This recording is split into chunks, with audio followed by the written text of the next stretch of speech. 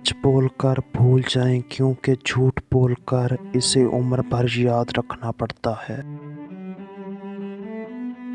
अगर लोगों की नज़रों में इज्जत कमाना चाहते हैं तो अपने वादों से ज़्यादा इनकी उम्मीदों पर पूरा उतरें। उम्मीदों और हकीकतों के दरमियान तवाज़ुन रखने वाला शख्स कभी गमगीन नहीं होता। जिस इंसान में आजिज़ी होती है वो यकीनन बुलंदी पे होता है। दूसरों की हर बात या हरकत को दिल में ना लें, वो आपके मुतल्लिक़ इतना ज़्यादा नहीं सोचते जिस कदर आप सोचते हैं।